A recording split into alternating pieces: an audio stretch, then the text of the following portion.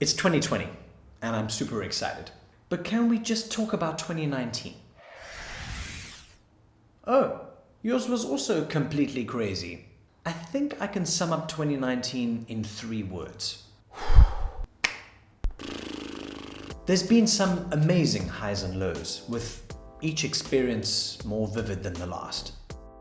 I had a daughter, my son went to another school, my business grew, then got a bit smaller, then grew again. I met loads of new friends and all sorts of interesting opportunities have come their way too. But I also lost some special people, like my grandmother, my cousin, and one of my closest friends. Of course, there are loads of seismic events that happen on a daily basis, but the point is about the crazy pace. And the more I watch people like Gary Vee and some others, the more I hear that this pace is necessary and formative and inevitable. But it's also left me with the feeling that sometimes things are just a little bit out of control.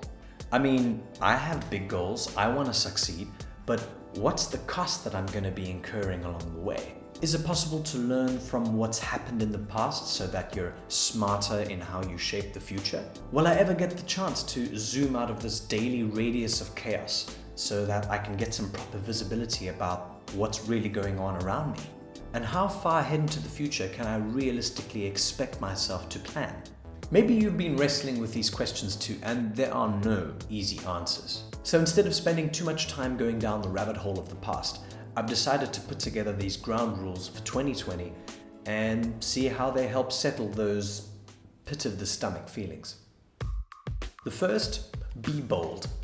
I've read what guys like Nick Haralambous and John Sanai have said about developing your sense of curiosity in the way that you approach everything. To ask questions, to revise your beliefs, to revise even your relationships, to understand what kind of value they hold for you in your life, where you are right now. There's no time to be held hostage by the past, or even maybe what you thought you wanted yesterday. 2020 is going to be fearless, and you need to be fearless right back. I'm striving to be bold and daring and curious about evaluating what works for me and what doesn't. I'm trying to really just strip away the fluff and stick to the essentials. The second one is, for every yes, there must be a no. I'm trying to be a lot more selective about the way I spend my time.